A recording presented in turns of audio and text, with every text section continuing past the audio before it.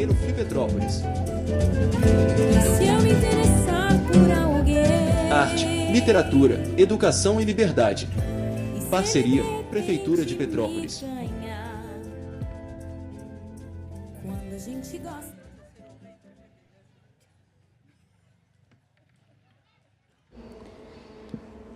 Scholastic Mukasonga Jamil Chad. Apresentação feita em 1º de maio no primeiro Festival Literário Internacional de Petrópolis, Flipetrópolis. Esta acontece em um palco elevado que possui uma mesa e 3 cadeiras por detrás, onde estão assentados palestrantes. O fundo é composto por um grande banner estampado com o tema do primeiro Flipetrópolis e um telão que passa ao vivo a roda de conversa, que também está sendo filmada. À frente, é possível ver as primeiras fileiras da plateia. Da esquerda para a direita, a primeira pessoa sentada é um homem branco, de cabelos curtos, cacheados de tom preto. Ele traz a camiseta de botões de tom azul escuro e leva no pescoço o crachá dos participantes do evento. Usa óculos de aro retangular preto. Este é o tradutor, que traduz o que a convidada fala para o português. A segunda pessoa sentada é Scholastic Mukasonga, uma mulher negra de cabelos lisos, escuros e longos. Ela traja roupas com estampa africanas de tom bege e verde. Leva no pescoço o crachá dos participantes do evento e usa óculos de aro retangular preto. A terceira e última pessoa sentada é Jamil Chad, um homem branco de cabelos curtos rente à cabeça de tom grisalho. Ele traja camiseta de botões de manga curta de tom bege e usa óculos retangulares. No canto inferior direito do vídeo em questão está do início ao fim a intérprete de Libras, sendo ora uma mulher negra de cabelos ondulados e blusa preta, ora outra mulher branca com cabelos presos e blusa preta, que traduzem simultaneamente tudo o que está sendo falado. De tempos em tempos, a plateia é filmada e é possível ver que está cheia. Meu pai, com a canga branca amarrada no ombro. Minha mãe, muito frágil, envolta em sua roupa domingueira. Procuro Antoine, meu irmão mais velho, e seus 9 filhos. A minha irmã Alexia e seu marido Pierre, professor universitário, e Judith, a mais velha da família, que fez a comida das núpcias porque em Kigali ela aprendeu a preparar a cozinha moderna. E todos os sobrinhos, e todas as sobrinhas, e todos de Nyamata. Eles vão morrer. Pode ser que já saibam disso. Onde eles estão hoje? Na cripta memorial da igreja de Nyamata, crânios anônimos entre tantas ossadas? Na Brousse, sob os espinheiros, em uma fossa que ainda não veio a público? Copio inúmeras vezes o nome deles no caderno de capa azul. Quero provar a mim mesma que eles existiram. Pronuncio seus nomes um a um na noite silenciosa. Sobre cada nome, devo definir um rosto, pendurar um retalho como lembrança. Não quero chorar. Sinto as lágrimas escorrerem pela minha face. Fecho os olhos. Esta será mais uma noite sem sono. Tenho muitos mortos a velar.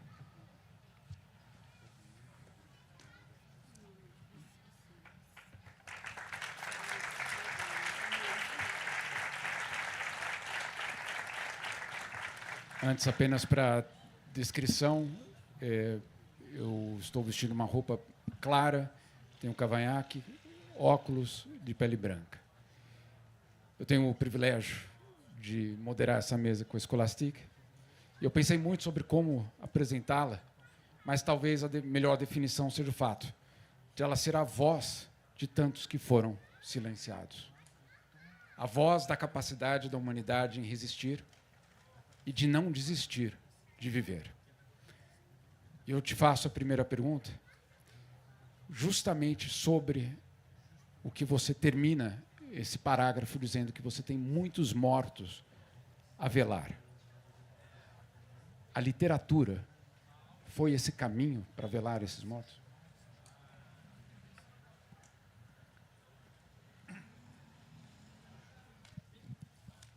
Bonjour tout le monde. Boa noite a todos. Je suis très honorée. Je vais d'abord me décrire Eu vou me pour descrever ceux qui ne me primeiramente, voient pas. para aqueles que não me veem. Je suis une femme noire Eu sou uma mulher negra, avec des cheveux longs tenho os cabelos longos, pretos, et habillée à l'africaine. vestida como uma africana, a moda africana. Et voilà. Donc, je suis écrivaine, donc on va Eu sou escritora. essayer de passer un moment d'échange ensemble sur ce que j'écris dans mes livres. Nós vamos tentar passar uns bons momentos aqui sobre uns momentos de troca, sobre o assunto que eu escrevo em meus livros. J'avais commencé à vous dire que je suis très heureuse d'être ici et que je vous remercie de votre chaleureux accueil. J'aime beaucoup le monde et vous êtes venus nombreux. Et je vous remercie vraiment, sincèrement, du fond du cœur, de cette générosité. Do fundo do meu coração, eu quero agradecer a generosidade de vocês. Eu estou realmente muito feliz em estar aqui e feliz de ver a forma como eu fui acolhida aqui. Muito obrigado a todos.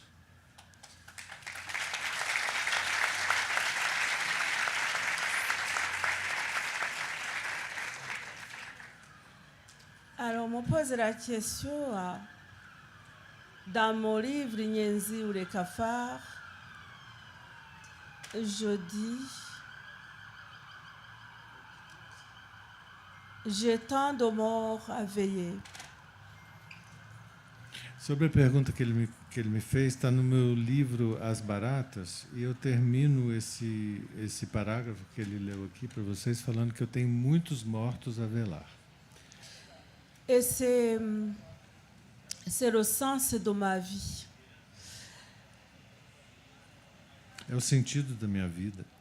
Toute ma famille qui était au Rwanda en 1994, comme on vient de vous lire cette photo, c'était une partie de ma famille. Tout le monde a été exterminé. Toda a minha família que vivia em Ruanda em 1994, como foi dito na parte que o Jamil falou, que é narrado uma foto, toda essa família foi exterminada. Et si j'ai survécu parce que je ne pouvais pas être rescapée, si j'avais été en ces mois de déchaînement de avril, mai, juin 1994, où le sang de Tutsi coulait à flot. Je ne pouvais pas échapper à la machette, d'où les cauchemars. Como com o genocídio de Ruanda, onde os Tutsis foram massacrados com facões, eu falo que eu não pude ser resgatada, mas que eu sou uma sobrevivente. Eu saí de lá antes dos meses de abril, maio e junho de 1994. J'ai été choisie par mes parents 20 ans avant le génocide, en 1973, parce que j'avais été exceptionnellement à l'école, parce que depuis les années 60, date à laquelle commencent les pogroms contre les Tutsis, les enfants des Tutsis n'avaient pas le droit d'aller à l'école, ou alors seulement 10%, et j'ai fait partie des 10%. 20 anos antes desse genocídio, eu fui escolhida pelos meus pais para ser mandada para ir para a escola. Nem todo mundo dos Tutsis tinha o direito de ir para a escola, somente 10% da população Tutsi. E eu entrei nessa cota de 10%. Donc j'ai été à l'école secondaire, et j'ai appris le français, qui pour les parents était une chance exceptionnelle. Je possédais ainsi un passeport international. Je pouvais partir et être la mémoire de la famille. Então, eu fui para a escola, fiz o ensino médio e eu pude aprender francês. Para os meus pais, era como se fosse um passaporte internacional poder estudar e aprender outra língua. E aí eu poderia fazer, a partir disso, ser a testemunha da minha família. Et 20 ans après, c'est ce qui est arrivé. J'étais en France. Lorsque j'ai appris l'extermination de ma famille, j'étais donc aussi vivante pour veiller à leur mémoire. Donc, j'ai tant de morts à veiller. La particularité du génocide, vous avez des morts sans corps, sans sépulture. Donc, je devenais leur sépulture. Et j'ai beau écrire beaucoup de livres, mais c'est mon devoir de veiller sur les miens qui sont partis et pour lesquels je suis leur sépulture. 20 anos depois, eu me encontrava na França quando eu soube do genocídio, então, do qual eu me considero uma sobrevivente. E eu escrevi muito e eu considero que a minha missão e é o sentido da minha vida poder ser a testemunha, poder fazer a sepultura dos meus que foram assassinados. J'ai construit avec mes mots, avec mes textes, un mémorial textuel. J'ai construit des tombeaux de papier pour soulager ma mémoire et je veille mes morts par le biais de mes livres aujourd'hui. Hoje em dia eu velo meus mortos através dos meus livros. Eu escrevi muitas palavras, muitos textos e eu construí um memorial, eu construí uma tumba feita de papel e palavras. Nesses anos, basicamente agora, nesses meses, nós vemos em vários lugares do mundo, mas também em Ruanda, mas também na Europa, a marca dos 30 anos do genocídio, com eventos, palestras. Mas um aspecto muito forte da sua obra é que você mostra que o genocídio não começou e não começa com a primeira facada, com o primeiro morto. Minha pergunta: aonde começa a engrenagem de um genocídio?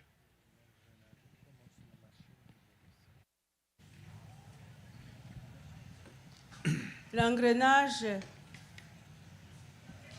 du génocide commence, je venais de le dire, mais je vais le répéter, en novembre 1959 exactement. Ça a été d'une brutalité. Je me souviens,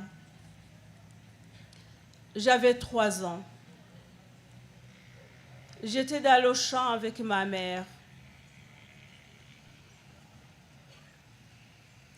A engrenagem do genocídio começa muito antes. Eu poderia fixar aqui uma data, mesmo já tendo falado, eu vou repetir, novembro de 1959. Eu tinha 3 anos.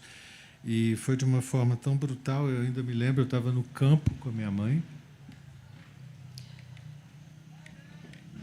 Donc, ma mère était penchée sur sa roue à cultiver son champ. Moi, je trottinais avec mon petit poêlé derrière. Et tout d'un coup, on a entendu des cris, des hurlements, des fumées. A minha mãe estava lá mexendo na plantação dela, eu estava com meus vasozinhos brincando junto dela e de repente a gente começa a ouvir gritos e uivos e uma fumaça. Ma mère a abandonné la roue, m'a vite mis dans son dos. Il fallait traverser la piste pour aller de l'autre côté à l'école pour récupérer mes grandes sœurs et mes grands frères. Minha mãe me colocou nas costas e abandonou o que ela estava fazendo. A gente tinha que atravessar imediatamente uma estrada para poder tentar resgatar minhas irmãs mais velhas e meus irmãos. Et sur la piste, nous avons croisé une foule en panique, des enfants en larmes. On a réussi à attendre l'école et ma mère a récupéré les enfants. Et sur le chemin du retour, j'ai vu la fumée à l'endroit de la maison familiale. Ce soir-là, j'ai compris qu'on ne dormira pas à la maison. Atravessando a rua, a gente encontrou uma multidão de pessoas, crianças e pessoas chorando. E fomos até a escola, minha mãe conseguiu recuperar meus irmãos e minhas irmãs. Mas indo de volta ao caminho da casa, sobre essa estrada, a gente viu a fumaça. Eu consegui ver a fumaça ao lado da casa. E a partir dessa visão eu vi que a gente não ia poder dormir naquela casa mais naquela noite. Et à partir de là, là je suis en train de vous parler du livre Inyenziu les cafards. Eu estou falando para vocês de um livro que eu escrevi que chama As Baratas. Tout a été très vite. On nous a d'abord regroupés dans une mission catholique où on est resté quelques semaines. Et après, les camions sont venus nous chercher pour nous amener à une destination inconnue. Et ça sera Nyamata. A gente foi levado imediatamente para... Foi tudo muito rápido. A gente foi levado imediatamente para uma missão católica, onde ficamos algumas semanas, e depois caminhões vieram nos buscar e nos levar para um destino desconhecido, que eu descobri mais tarde que era Nyamata. Nyamata, ce n'était pas le Rwanda. Nyamata, ce n'était pas une région habitable. Nyamata, c'était une région habitée que par de grands animaux. Et en plus, il y avait la mouche tsetse qui donnait la maladie du sommeil mortel.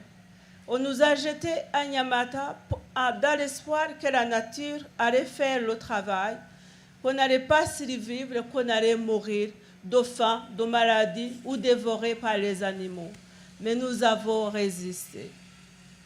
Nyamata não era a capital de Ruanda, não era Kigali, não era Ruanda. Era um lugar com bichos selvagens, tinha mosca que transmitiam doenças fatais. Nos deixaram ali para deixar que a natureza fizesse o resto do trabalho, para que morrêssemos de ataques de animais ou de doenças, mas nós conseguimos resistir. Alors, pour répondre concrètement à la question, à Nyamata, nous sommes en 1960. Le génocide va avoir lieu en 1994. Entre 1960 et 1994, pendant 34 ans, à Nyamata, nous n'étions pas des humains. C'est pour cela que j'ai appelé le livre des cafards. Nous avons connu des humiliations, des persécutions, des massacres que j'ai appelés des petits génocides. Moi, je n'écris pas sur le génocide. J'écris sur la naissance, cet éclatement du génocide dans la brutalité totale. J'écris dans la montée de l'idéologie du génocide.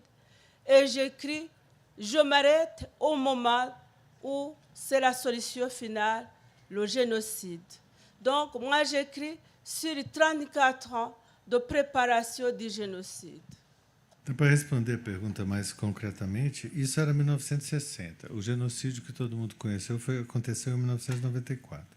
Nesses 34 anos, a gente sofria todo tipo de brutalidade. Não éramos lá em Nyamata, não éramos tratados como humanos, éramos humilhados, o que eu chamo de pequeno genocídio. Eu escrevo, então, não sobre o genocídio, mas sobre esse nascimento dessa ideia, dessa solução final, desse tipo de humilhação onde nos chamavam de baratas e coisas que deveriam ser exterminadas. Esses 34 anos, a testemunha disso são os meus escritos. Il est difficile avec le travail d'écriture, j'ai appris à m'autoriser à réfléchir. Le Rwanda n'était pas si fermé que ça. Après la colonisation, il y avait la coopération. Moi qui ai pu aller à l'école secondaire, les enseignants, ce n'étaient que des expatriés. On n'ignorait pas qu'il y avait des gens laissés pour compte, qui n'avaient même plus le droit d'être appelés des humains, qui étaient appelés des bêtes nuisibles. C'est à se demander comment la communauté internationale nous a abandonnés à notre triste sort. No meu trabalho de escrita, eu comecei a refletir. O Ruanda não era um lugar tão abandonado, tão fechado assim. Depois da colonização, houve uma cooperação, né? Houve trânsito de estrangeiros. Eu fui estudar numa escola onde os professores eram expatriados. Então, não se ignorava o que estava acontecendo ali. Não tinha como se ignorar o que estava acontecendo ali durante esse período. Éramos tratados como bichos, bichos que podiam prejudicar os outros, e nós somos abandonados. Justamente falando sobre...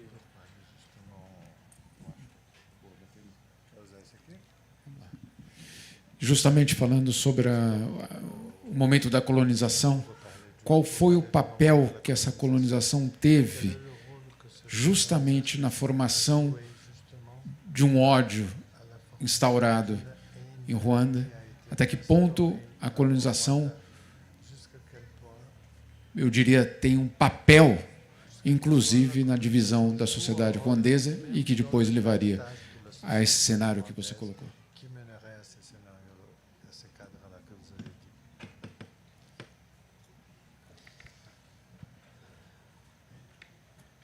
Mais le génocide, c'est la conséquence. Il faut maintenant aller chercher la cause. Le génocide, cette brutalité de 1959, il y a avant la cause. Et cette cause, il faut remonter en 1931 exactement. Nous sommes sous la colonisation belge. Et c'est cette année-là où il va y avoir la création de la carte d'identité ethnique dans un pays où on ne pouvait pas parler d'ethnie. Les ethnies. Les ethnies. Ah, d'accord. Les races, se vous voulez. O genocídio, então, é a consequência. Então, a gente tem que descobrir qual que seria a causa, né? A causa dessa brutalidade que começou em 1959. Em 1931, a gente estava sob a colonização belga. E, nessa época, eles criaram uma identidade, uma carteira de identidade. Uma carteira de identidade étnica. Até esse momento lá não se era falado sobre etnia no Ruanda. Nous allons, c'est le dicton universel, diviser pour mieux régner. Estamos falando aqui do ditado, né? Dividir para melhor governar, dividir para melhor reinar. Gente, eu não fiz a minha descrição, tá? Eu tenho pele clara, uso óculos, estou com o cabelo molhado e sou o tradutor da Mukasonga. Nous sommes dans un pays où il y avait 3 catégories traditionnellement, des composantes tout à fait normales du Rwanda, qu'on appelait, parce qu'aujourd'hui on ne veut plus en parler, c'est fini, ça a créé des dégâts alors qu'il n'y avait pas à créer des dégâts. Ça nous a conduit au génocide. Et donc maintenant, ces catégories, ça n'existe plus depuis le génocide. Donc il y avait des Tutsis, des Hutus et des Twa. Les Twa, c'est les potiers TWA, les Twa. Tá, a gente tinha 3 categorias no Ruanda. Hoje em dia a gente não fala mais disso, porque foi isso que levou até o genocídio. Mas tínhamos os Hutus, os Tutsis e os Detwa. Mais ces catégories n'ont rien à voir avec la différenciation qu'on a imaginée physique. Le Tutsi, le Hutu, le Twa, ils se ressemblent. Essas categorias, elas não tinham nada a ver com diferenças físicas da população. Eram todos iguais. Os Tutsis, os Detwa e os Hutus. Ils ne sont pas identiques comme tout le monde, des personnes, sauf les jumeaux. Mais il n'y a aucune différence physique qu'on a imaginé que le Tutsi serait très grand, 2 mètres, qu'il serait en blanc-noir, qu'il serait plus intelligent. Non, il n'y a aucune différence. Claro, tinha essas diferenças que tem de pessoa para pessoa, mas não diferenças raciais físicas. Os Tutsis não eram mais altos do que ninguém, nem os Hutus eram mais baixos. Não tinha essa diferenciação. Eram 3 categorias. La seule différence, ce qui faisait que l'un est Hutu, c'est qu'il avait une activité professionnelle de cultiver son champ. Il était cultivateur. C'était sa profession. C'est une question de profession qu'on exerce à un moment donné. O que fazia pouco, talvez, a diferença é que os Hutus eles eram mais ligados à agricultura.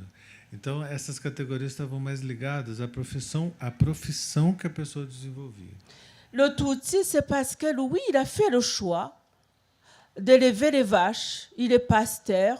C'est son activité principale. À longueur de journée, il suit ses vaches à la recherche des prairies pour faire brouter ses vaches.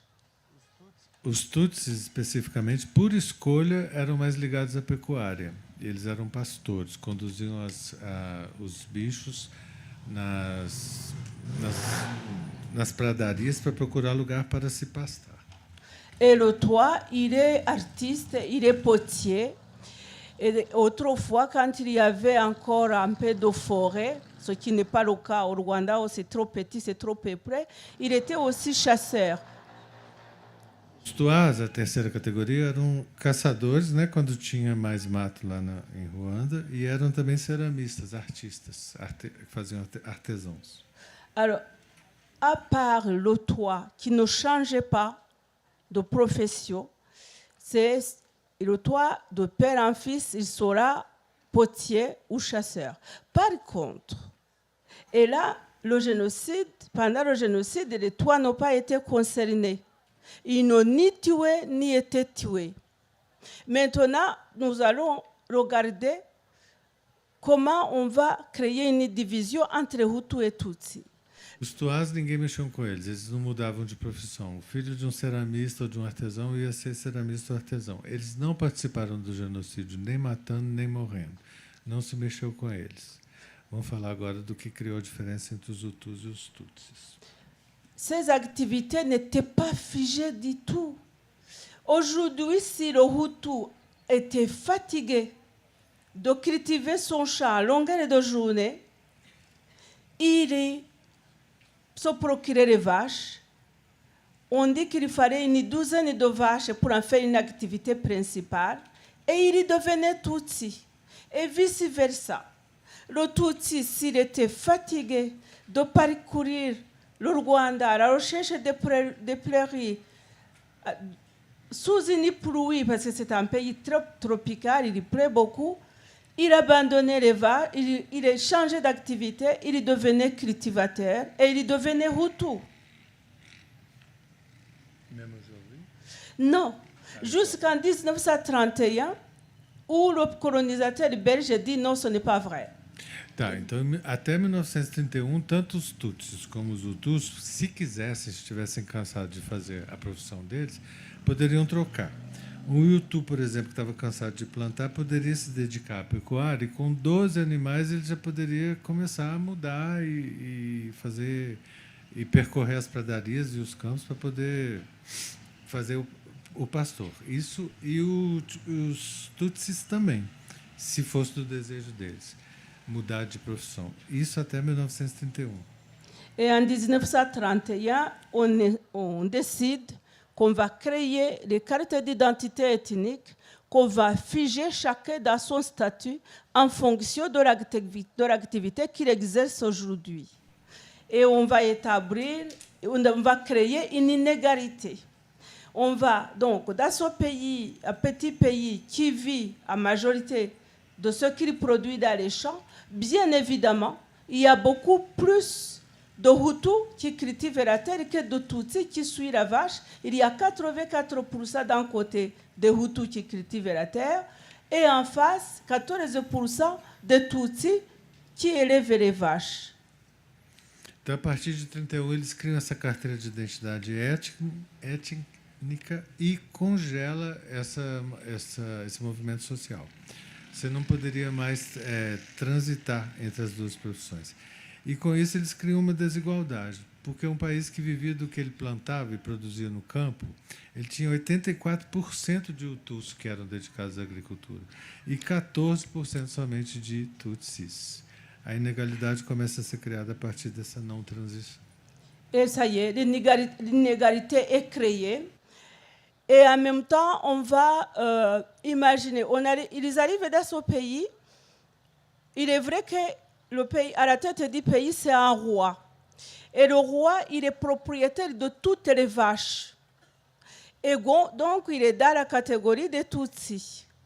Et on va imaginer, mais à côté, il y a des chefs Hutus qui ont des royaumes complètement autonomes.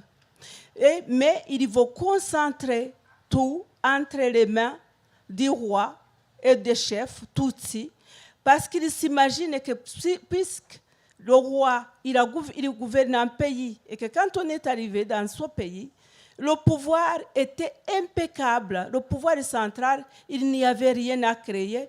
Et ce qui n'est pas possible, ce qui n'existe nulle part chez les Africains. Donc, ça ne pouvait pas être des Africains. Ce sont des personnes qui sont venues d'ailleurs, ce sont des envahisseurs, ce sont des gens intelligents. Et ça y est, la machine est partie. On dépossède les Hutus de leur royaume et on concentre tout entre les mains dans vraiment d'une petite minorité de Tutsis.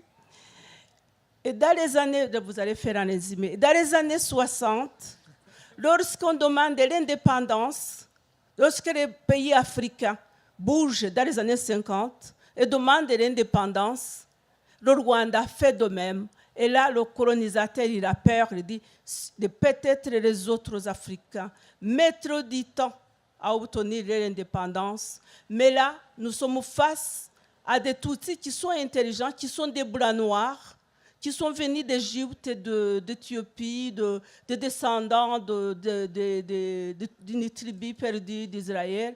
Il faut immédiatement changer le fusil d'épaule et mettre les Hutus au pouvoir. Et la machine est partie. Et ça sera un changement dans le son. Essayez de vous débrouiller. Então, no Ruanda tinha rei que era Tutsi e que era um reinado lá. E com essa desigualdade, esse estabelecimento de não transição de classe, eles estabelecem os Hutus como maioria. Eles estabelecem que eles eram governados por um rei da minoria, que era um rei Tutsi. Né? Então, quem estabeleceu isso com a Carta de Identidade foram os invasores, né? Foram os colonizadores. Até 1960, quando a Ruanda quer pedir a independência, quer se tornar independente como todos os outros países da África da época, os colonizadores falam que não. Que em Ruanda tinham Tutsis que eram brancos, que vinham de Israel, que vinham de outros lugares da África, e que, por causa disso, deveria se passar o poder, então, tirar o poder do rei e passar o poder para os Hutus, que eram a maioria. Et le changement va... Pourquoi ça se fait dans le sang? Parce qu'en même temps, on forme vite les Hutus dans les écoles séminaires, parce que la colonisation et le christianisme allaient de pair, main dans la main. Et il est question qu'il faut absolument, s'ils veulent absolument récupérer le pouvoir, et il faut se débarrasser de ces dangereux envahisseurs, parce qu'autrement, le pouvoir ne sera jamais solide. Ils n'auront pas suffisamment de capacité d'avoir la main sur le pays tant que ces envahisseurs seront dans le pays. Et c'est là, à partir de là, qu'il faut organiser, de les renvoyer dans leur propre pays, c'est-à-dire en Égypte surtout.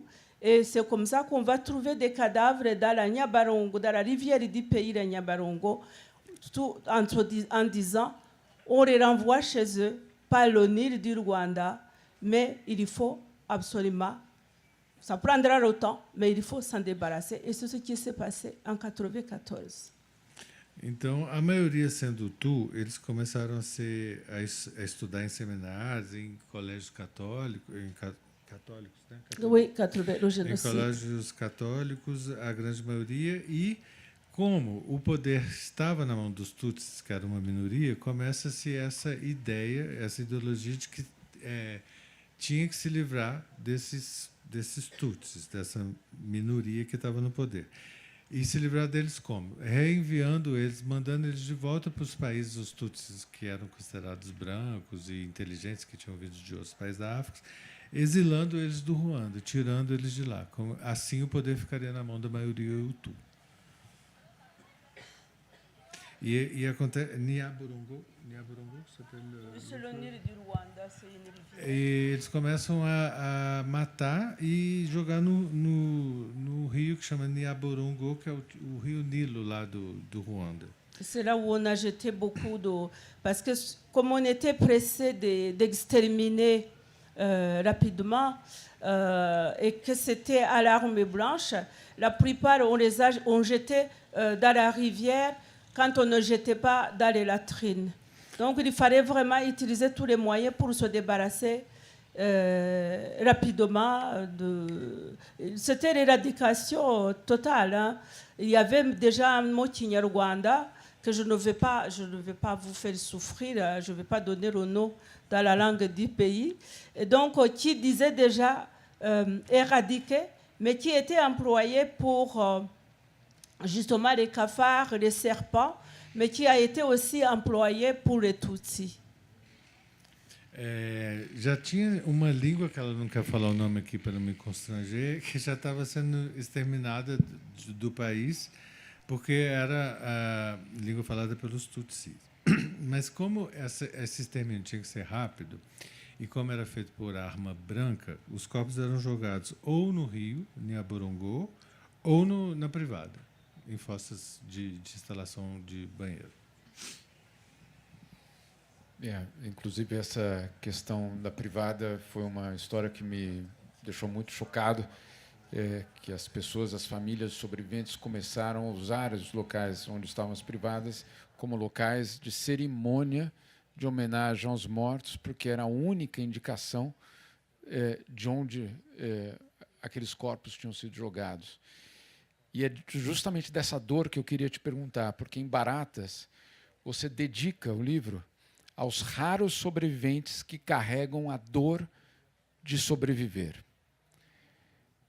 O que essa dor de sobreviver, como essa dor de sobreviver é traduzida no teu processo de escrita, na tua busca justamente por contar essa história?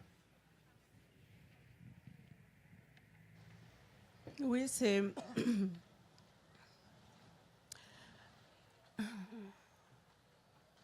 Quand on est survivant ou rescapé du génocide, au fait,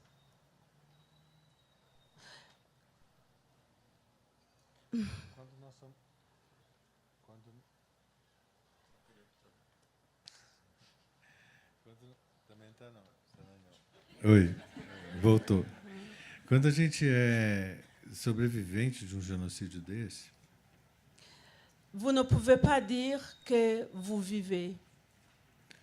você não pode falar que você vive. Ce n'est pas la vie, c'est autre chose. Ce n'est même pas autre chose. La vie vous embête, ce n'est pas... Vous regrettez. Pendant longtemps, j'ai regretté que je n'étais pas morte. avec les autres. Parce que je trouvais ça injuste, au fait.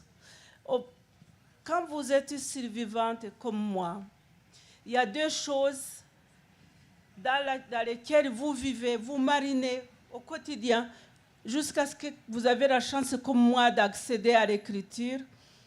C'est que vous vivez la culpabilité de dire pourquoi ils sont morts, qu'est-ce que ma vie vaut, qu'est-ce qu'elle a de plus que leur vie. Et vous vivez aussi l'injustice, vous dites, pourquoi moi? Pourquoi c'est moi qui ai survécu? Pour vivre, comment je vais composer avec cette douleur?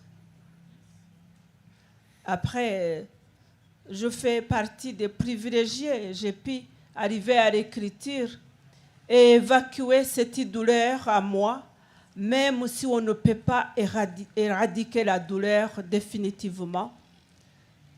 J'ai pu accéder à ce qu'on appelle la résilience. Quando você é sobrevivente ou resgatado de uma coisa dessas, nem é vida o que você tem, é outra coisa. Aliás, é além de outra coisa. Você começa a levar uma vida de lamento e de arrependimento, né? Por que não fui eu? Por que eu não estava junto com essas pessoas? E você fica meio que marinando nesse sentimento. Eu tive a sorte de poder chegar até a escrita. Mas até lá eu sempre me perguntava por quê e existia essa dor de existir. E eu sentia essa dor de existir. Eu tive um privilégio, ter acesso à escrita e poder evacuar através, ela usou esse verbo, evacuar através da escrita essa dor de viver.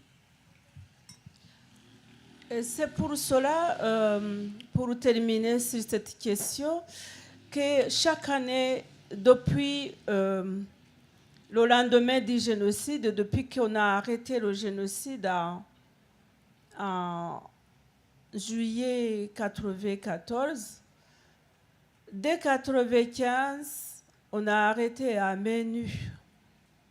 La communauté internationale nous a complètement abandonnés. Les enfants, les vieillards, les mères enceintes. Ma sœur cadette était enceinte de 8 mois. On a arraché son fœtus, on l'a tué à la Tabassa avec son bébé. Tout le monde, tous les expatriés ont pris les avions. Les Nations Unies ont pris la minoire, sont partis, nous a laissés, nous faire tuer. D'abord, oui. Après, je vais dire.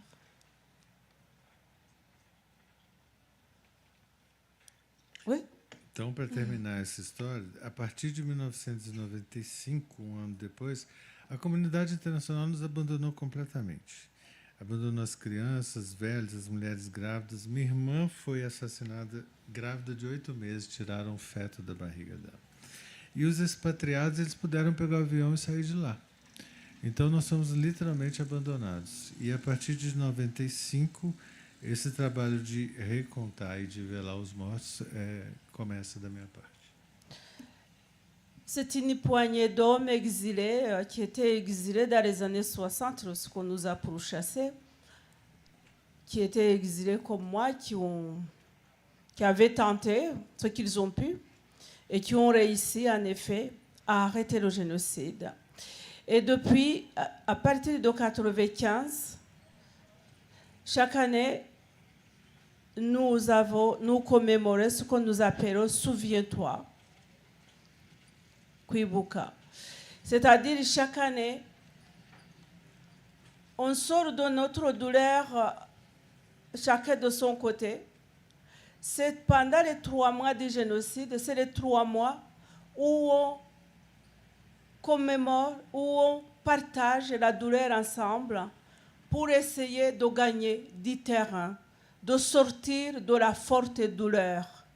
Pour essayer, c'est les 3 mois où on partage la douleur ensemble. Mais on sait bien, mais on n'est pas pessimiste, on est optimiste, que le génocide, après le génocide, on vit la vie comme on peut. A partir de 1995, as pessoas que conseguiram sair do país, né, e que foram sobreviventes, começam um trabalho que chama Lembre-se. E todos os anos, durante os 3 meses, que agora eu anotei aqui, mas é abril, Juin, 3 mois. Durante 3 meses, 100 dias, abril, maio, junho, a gente comemora e festeja para poder ganhar terreno e não deixar que essa história seja esquecida. Não sou pessimista de jeito nenhum, sou até otimista. Mas depois do genocídio, a gente leva a vida que a gente consegue levar. C'est un moment où on se soutient dans la douleur pour essayer de sortir de l'enfermement dans la douleur. É um momento, nesse período de 3 meses, é um momento que a gente tenta sair dessa dor de viver.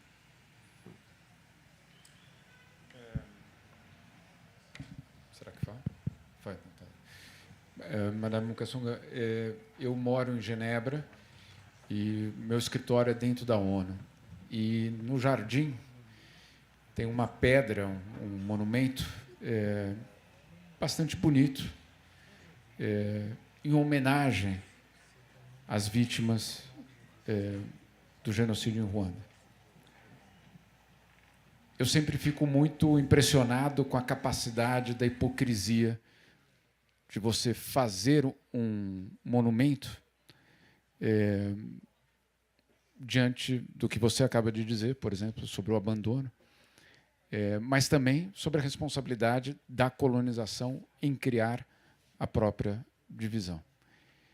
Mais recentemente, se eu não me engano, semana passada, o governo do Reino Unido decidiu usar os ruandeses como moeda eleitoral, expulsando ou dizendo que os ruandeses poderiam voltar para casa. O que o genocídio, o que a história de Ruanda e o que essa situação atual revelam sobre a comunidade internacional?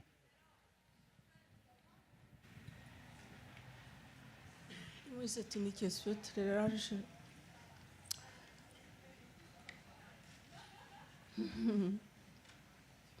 Oui. J'allais dire, commencer par avons-nous le choix? Il est vrai que les monuments en hommage aux victimes du génocide de Tutsi au Rwanda, il y en a dans beaucoup de villes en France.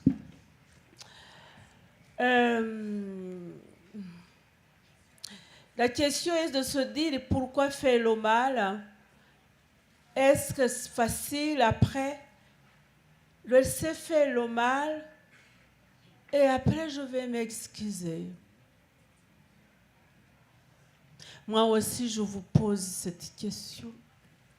Mais moi, ce qui nous intéresse, c'est de reconstruire non seulement le Rwanda, mais aussi les Rwandais. Et je crois que là, je rentre du Rwanda, j'y étais 17 avril au 13 avril. Je pense que nous avons réussi notre volonté de nous retrouver en tant que Rwandais, de revivre ensemble. Autrement, les monuments, bon. Eu acho que essa questão de construir monumentos e memoriais tem muitos em várias cidades da França, mas o que eu me pergunto é por que deixar acontecer o mal e depois se desculpar. Fica, de uma certa forma, muito fácil. A nossa intenção não é reconstruir só o Ruanda, mas reconstruir os ruandeses. A última vez que eu estive lá, em 17 de abril, eu tive a impressão de que nós conseguimos voltar a viver juntos. E isso é importante. E eu volto a pergunta para você, por que fazer monumentos? Ceci dit, ces monuments, pour les générations qui sont nées après le génocide, les générations à venir, pour l'humanité, pour l'anniversaire, au moins, puisqu'on a fermé les yeux sur notre triste sort, ces monuments, au moins, montrent au grand jour qu'il y a eu des actes qui n'auraient pas dû être posés. Voilà comment il faut voir ces monuments. À ce qui concerne les migrants qu'on envoie au Rwanda, je dirais qu'en seul mot, le Rwanda qui peut gérer ce que le Royaume-Uni n'a pas pu gérer. Je suis indignée. Com relação ao que ele tinha perguntado antes sobre o envio de imigrantes para o Ruanda, eu vou falar só uma palavra. O Ruanda está sendo incumbido de gerir uma coisa que o Reino Unido não conseguiu gerir. E com relação aos monumentos, eu acho que de uma certa forma serve para as gerações futuras, para a humanidade no futuro, ver o que aconteceu e o que não deveria ter acontecido. Pelo menos isso. Il est vrai que le Rwanda sa renaissance, c'est la capacité de renaître de ses cendres a étonné le monde entier. C'est un pays, aujourd'hui, ceux qui visitent le Rwanda reviennent très surpris, très étonnés, mais avec une image d'un pays. C'est au modèle de l'Afrique, vraiment, je suis modeste, mais ce n'est pas moi qui le dis, et c'est visible. C'est un pays absolument qui a réussi à faire de ce pays un pays sécurisé. Deux mots qui reviennent tout dans tout ce que je rencontre qui rentre du Rwanda. La sécurité au Rwanda, la propriété au Rwanda. Un pays qui a réussi à écarter toute forme de corruption. Alors je pense qu'en effet, à partir de ça, c'est un pays en effet qui attire, qui apporte des garanties de sécurité. Et moi qui habite aussi à Ouistreham, où il y a beaucoup de migrants, je change souvent avec ces jeunes migrants. Ils n'ont rien contre ils entendent bien qu'on veut les envoyer au Rwanda. Mais ils ne comprennent pas. Ils ont quitté l'Afrique pour chercher une vie beaucoup plus en confort qu'ils n'ont pas en Afrique. Et on les renvoie en Afrique, ils ne comprennent pas. Et moi non plus, je ne comprends pas. Hoje em dia, o que a gente pode falar do Ruanda foi da capacidade dele de ter saído das cinzas, né? De ter revivido. Hoje o país tem uma imagem como modelo de um país da África, né? Um país seguro, como segurança, limpeza, como a corrupção em níveis muito baixos, e que atrai exatamente por isso, por esse crescimento e por essa garantia de segurança. Eu convivo no Ruanda com alguns imigrantes que não têm nada contra esse envio de imigrantes para a África, mas que não entendem como que um povo que saiu do Ruanda ou de outros países da África para procurar uma vida melhor em um lugar na Europa, no caso, né, no Reino Unido, são reenviados de novo exatamente para o lugar de onde eles queriam ter saído. Esses imigrantes que moram lá não entendem e eu também não entendo.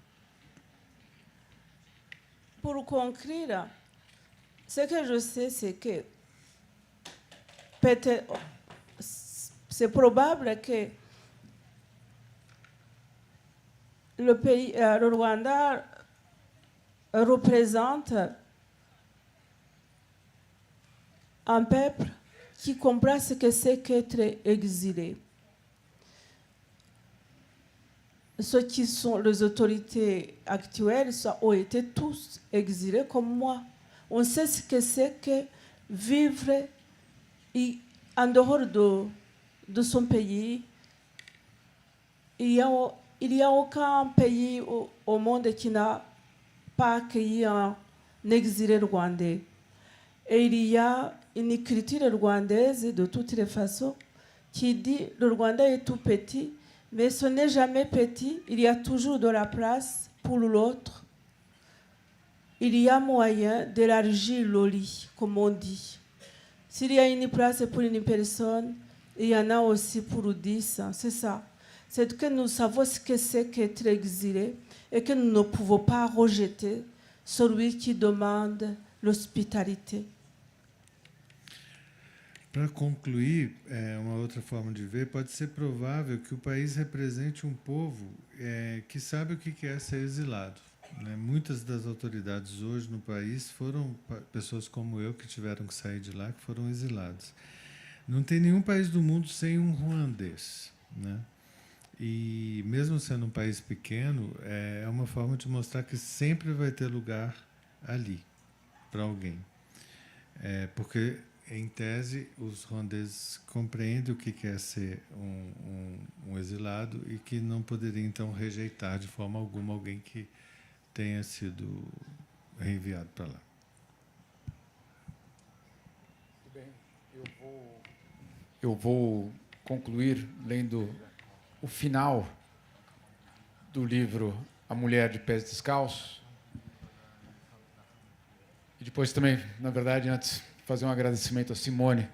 Muito obrigado, Simone, por organizar, por permitir que os livros tivessem chegado, por fazer a tradução de um autor tão importante, eu diria, para a literatura mundial e para a nossa compreensão, justamente, de tudo que acontece e que continua acontecendo em tantos lugares do mundo.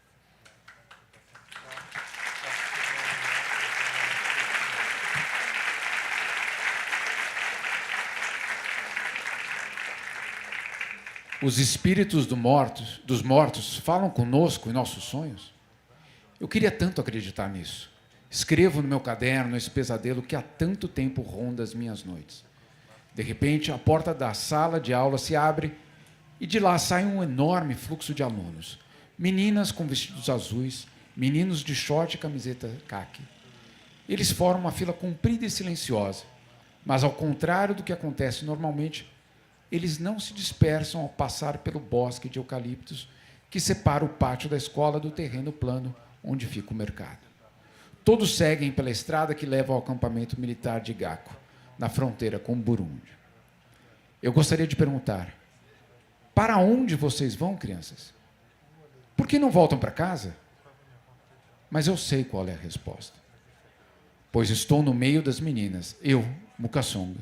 Vou caminhando ao lado de Cândida, minha amiga, e na minha frente, atrás de mim, estão Immaculée, Madeleine, Speciosa e também Alphonsine e Viviane. Sei que estamos indo colher flores. Foi o padre que nos pediu ao fim da missa. No próximo domingo tem a festa do Santíssimo Sacramento. Precisamos de flores para o altar e de muitas flores para a procissão. E Kenderezile, professora de catequismo, nos repetiu no fim da aula: vocês devem ir colher flores brancas para o altar do bom Deus, e muitas pétalas para a caminhada de Maria.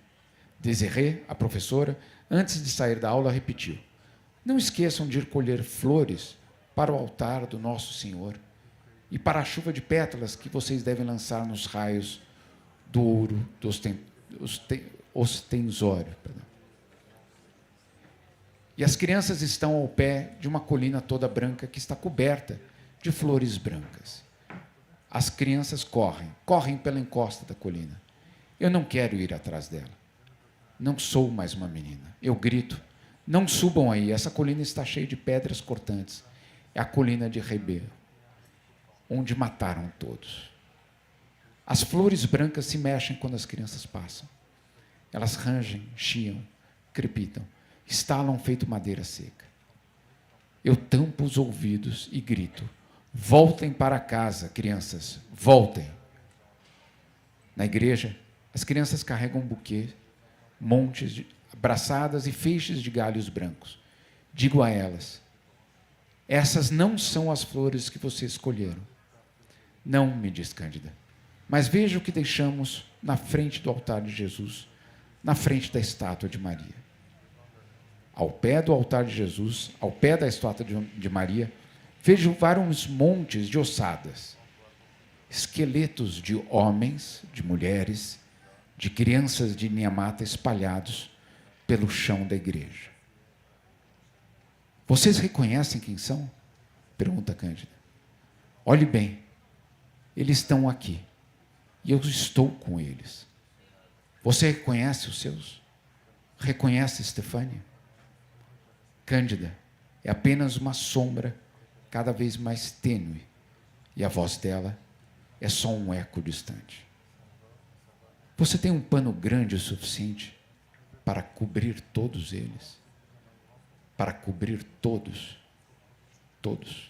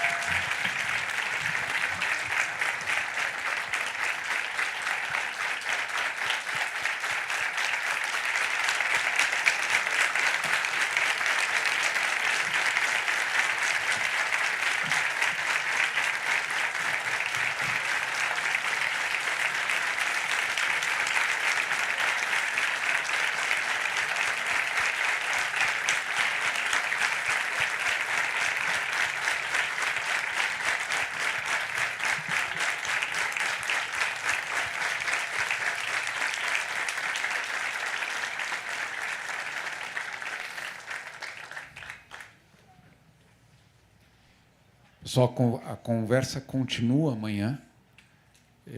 Scholastic e Conceição, amanhã à noite. E depois, no sábado, Patrícia Espírito Santo também vai falar sobre, às 2h, sobre a questão dos refugiados. E agora, para todos que quiserem, obviamente, ela vai autografar os autógrafos ao final do outro lado da tenda. Muito obrigado a todos. Boa noite.